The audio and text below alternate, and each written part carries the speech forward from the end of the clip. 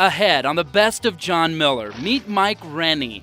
We'll show you how his prowess with a power tool turned into big-time money. Also, talking turkey soda. Do you like turkey? I love it. Do you like soda? I love it. Well, let's give it a rip. It's a new beverage to wash down your holiday feast, but here's a warning. The taste isn't for everyone. Take it off the market. Plus, John discovers a display of the 12 Days of Christmas that's a couple of days short. And it's the gift that keeps on being given back. What is it? It's Spam. I got Spam. See the lengths one family goes to pass on a can of Spam from year to year. Discover the lighter side of Northwest living as Idaho's News Channel 7 presents the Best of John Miller. Hello again and welcome to another edition of the Best of John Miller. I'm David Augusto. You've seen the half-court basketball shot for $1 million, the hole-in-one golf shot for the same pot of cash. Well, Mike Rennie of Kirkland, Washington had an unusual shot at becoming a millionaire with a power tool. I got to see this. John Miller explains. All right, we're ready. In a cluttered garage in suburbia, Mike Rennie wrestles with a drill, 5 screws, a time clock, and cold reality. 653. Ooh! Just lost another million. What do you call this? It's the $1 Million Challenge. The chance to drive 5 screws into a board in less than 6.5 seconds for $1 million. 613. Back in the million. All right. So how many years have you been practicing? This is the 5th year. Yeah, that's a lot of screws. 500,000 screws before Mike lost count. All right, come on, let's get in the zone. Borrowing his neighbors and kids to keep up the pressure. Because you got to simulate being in front of a crowd and being nervous. Oh, yeah. But for all the would-be winning times he's nailed and posted on duct tape around his garage, there it is. Yeah. Mike would have to do it for real in front of 100,000 nutty NASCAR spectators in Phoenix, ready to watch Mike drop 5 screws in 6.5 seconds for $1 million.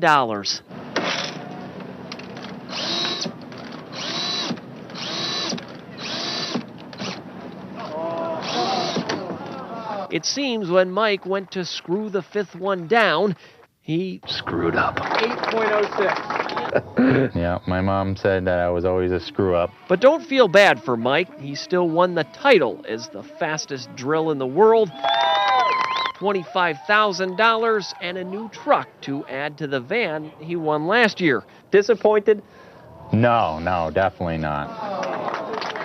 One little mess up and you go from a 6.5 to an 8. From $1 million Here we go. to a guy dreaming of $1 million in his garage in suburbia late into the night. If the contest comes around again, You'll be there. I'll be there. There it is. Mike says the money he's won will just about cover the taxes on all the goodies and vehicles he's claimed as prizes. Good luck, Mike. Jones Soda Company is known for blazing new trails with a radical menu of soda flavors. And now the company is taking on a new challenge. As John shows us, it's a way to enjoy the taste of a Thanksgiving feast when it's not Thanksgiving. Of all the funky flavors stacked in the Jones Soda warehouse, green apple, you have blue bubble gum. Foo-foo berry. Right. There's nothing foo-foo about this. Turkey and gravy soda. Gross. You want to hammer some down in the spirit of Thanksgiving? No? Dude, you gotta try some. I gotta catch my bus. All right. Are they really gonna sell this? We're getting inundated with calls. Several hundred a day, says Jones's Jennifer Q, since their CEO decided to turn dinner into a drink. Yeah, we use a flavor company. Ah, sweet nectar. So we decided to do a limited run. It was sort of a fun thing, and it's sort of gotten a lot bigger than we thought. Yeah, it's turkey and gravy. It is. Which makes perfect sense if you think about it. Do you like turkey? I love it. Do you like soda? I love it. Well, let's give it a rip. I'm ready.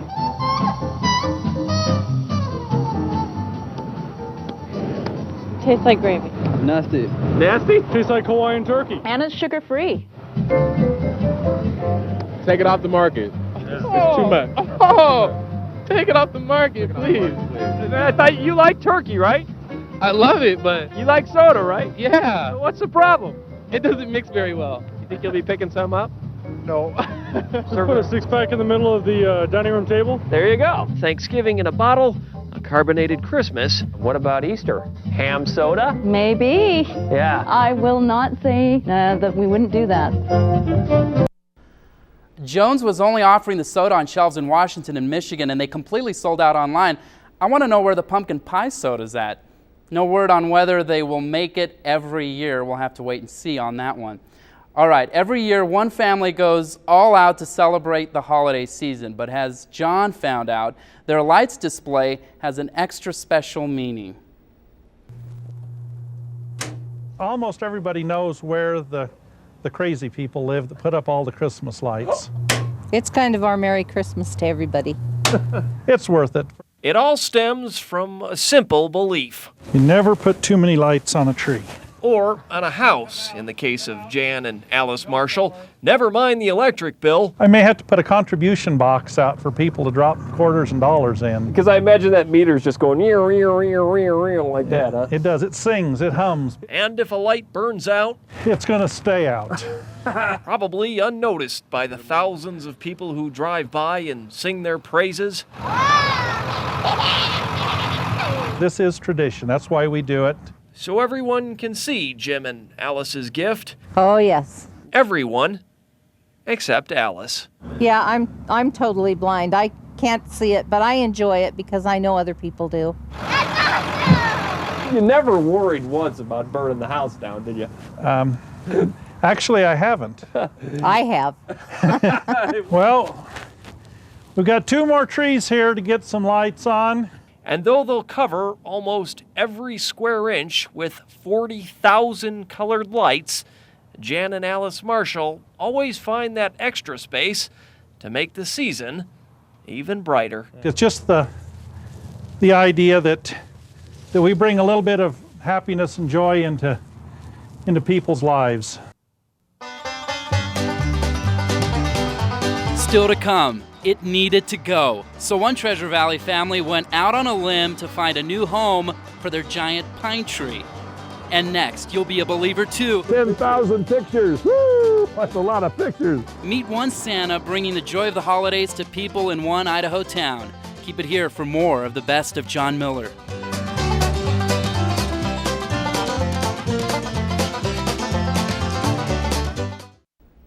Welcome back to the Best of John Miller. I'm David Augusto. And you know, Santa's got his helpers spread out at shopping malls all over the world this time of year. Not much of a surprise, but if you're very lucky and maybe, just maybe, you might catch the real McCoy. John discovered one while scouting the good and the bad. Would you believe in Sun Valley? In the lane, snow is glistening.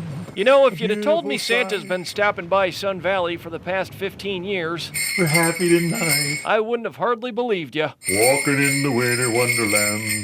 But there he was, putting on his suit in old Jack Williams' office. Yep, old Jack lets me use his office every year. Fine young man he is, too. There we go. Wow, Santa Claus in my car. Nice. What keeps Santa coming back to Sun Valley?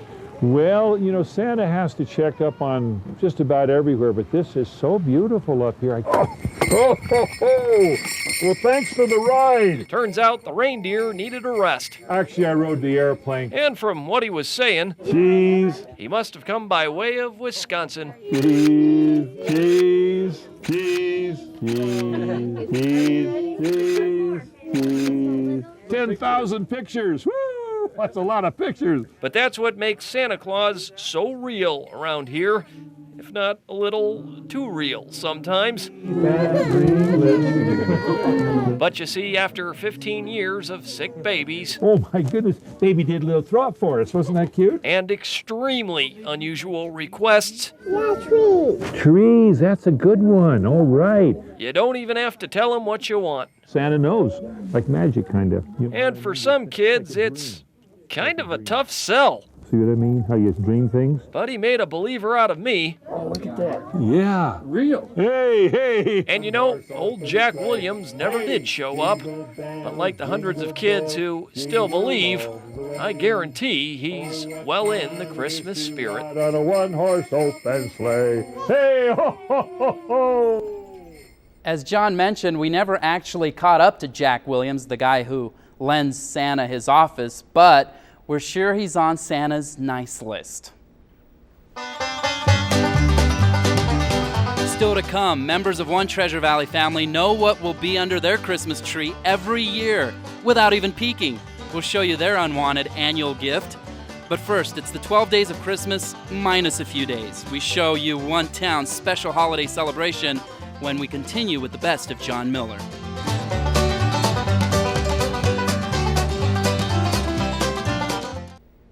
Welcome back. John Miller is no shopping guru, but he had to tough it out for a story this week. You see, John was asked to hit 12 stores and a dozen days of Christmas in 2 minutes.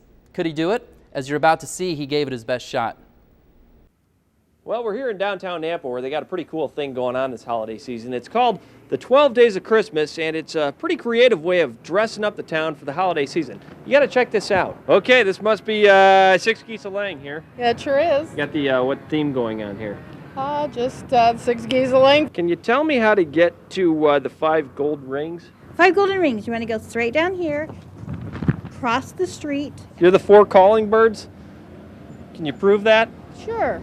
4 birds and a telephone. 4 calling birds. It's a play on words, the 4 calling birds. 1, 2, 3, 4, 5, 6, 7. Okay, 7 swans are swimming. 8 maids. They're milking. Little problem here at 2 turtle doves. What happened? They popped. So 10 pipers piping. That about 3 blocks away? Yeah. I have a flute, a trombone, a tuba. So this is got the French hens here. How many?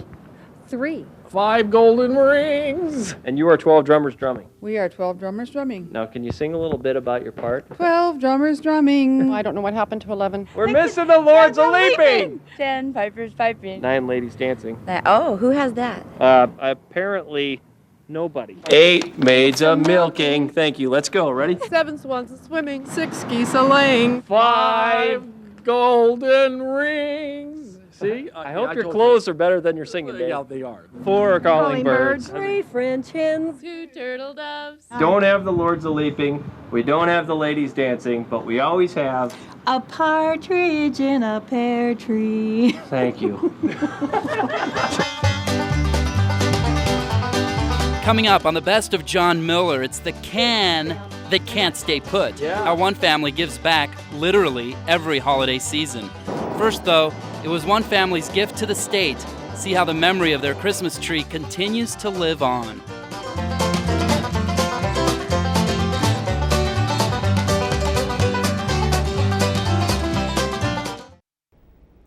Welcome back. It's a sign every year that Christmas is around the corner when the State House holiday tree is cut and put into place. A few years back, it came from the yard of an ordinary Boise family, but it's never an ordinary story. That's why John was there from start to finish. So, Mike, end of an era here in your front yard. You betcha. Mike and Connie Grinfell watching their giant 40-foot spruce free and floating across the front yard. It opens it up. Won't be so many accidents there because people can't use the tree as an excuse for running the stop sign. So, we have a Christmas tree in one safer intersection in Boise. You betcha. All right. You a little sad to see it go, though? Yeah, on one account. My dog likes to chase the squirrels up the tree. There'll be other trees. Yeah, we'll plant a couple new ones there. Where the old spruce had eventually overgrown after a quarter century. 26, 27 years old. Now laying in wait for the annual road trip to the State House. Well, we've done this for several years, so it's not too unusual for us. Except for the one time, remember, in 1998, when the state tree got stopped by the cops? We just got pulled over. But that was then. This is now. Rick Titus is 2 years older and 2 years wiser. It was quite the little fiasco. We just want smooth sailing right down to the State House. Sounds good to me. There yet. But wouldn't you know? Just as soon as I had said, let's not have one of those run-ins with the cops. Yeah. Here we go again, huh? Sergeant Rich Furman remembers 1998 when that giant tree tied up midday traffic. We're going to have another one of those incidents? No. And not long after the Grenfells had kissed it goodbye, Yeehaw. The tree was cruising across town non-stop because this time the guys got a permit. Yeah, looks like a good one this year. And with one good effort, the 2000 version of Capital Christmas Cheer floated flush into place. Stop, hold. With a clean record to boot. What do you think? It's the state tree. I think it's beautiful. It's a white elephant gift that's made the rounds for over a decade. John shows us a can of meat that greets members of one family year after year. The best of John Miller continues after this.